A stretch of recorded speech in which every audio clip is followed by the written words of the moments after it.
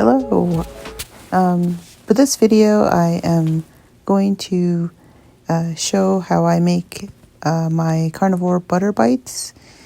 The butter I'm using is Kerrygold. I'm using 1 stick. What I usually like to do is I usually like to cut it into 3s or 4s just so that it will melt a little bit faster. So here I am trying to use one hand to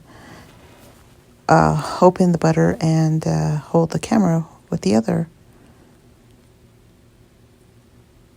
Then I'll just go ahead and put all 4 chunks into a heated pan, and here looks like it's been in there for a while. So I just have my spoon and I'm just continuing to stir. The range isn't quite hot, too hot yet, but I'm going to continue to stir and stir. Right here you see that it's really bubbling. The butter is going to bubble and it's going to create a foam, kind of foam-like texture like you can see. And so I just keep stirring and stirring. I don't want it to burn, so this is why I continue to stir. I probably should have used a spatula that was silicone, but I was using the wood. I'm not sure if it's going to scratch my pot, but nevertheless, there goes the butter. It's really foamy now. It's going to get, it's going to kind of bubble up. And I'll usually tap my spatula against the side and pull the bubbles back just to see if I can check on the butter, because the butter, once it gets to a certain heat, it's going to start toasting and become a nice brown color. And you can also smell the butter kind of getting a little toasty. So I just keep stirring and stirring the butter. I can tell that the butter is getting a little brown. And there I decided just quickly to turn off the range and then move the pot off of the hot range into a cooler on the other side of the oven or the range top, just so it will stop cooking, because we don't want to burn the butter.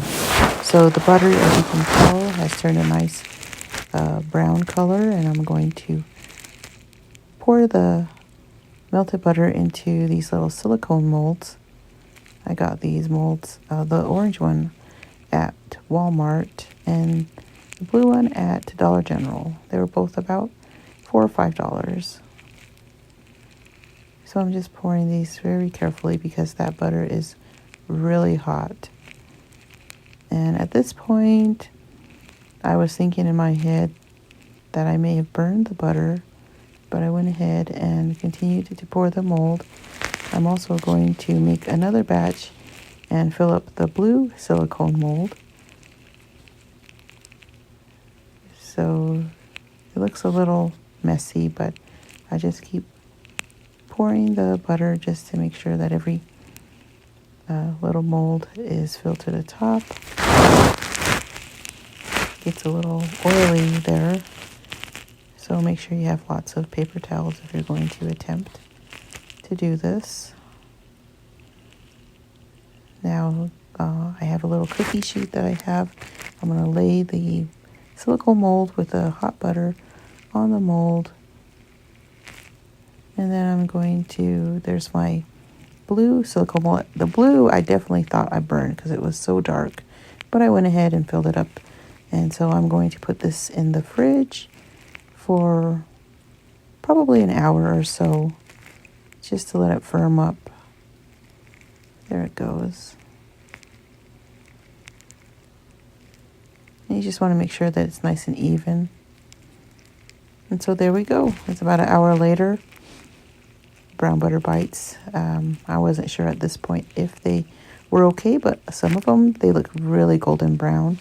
The butter bites that are really dark brown, they're really good. They're very toasty, have a nice hint of caramel, And I use the salted butter, so they are very salty. All right. Thank you so much. Loonsy.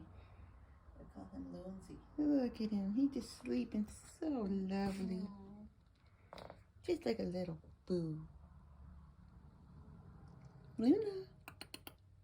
Hey, Luna. Hey, Luna.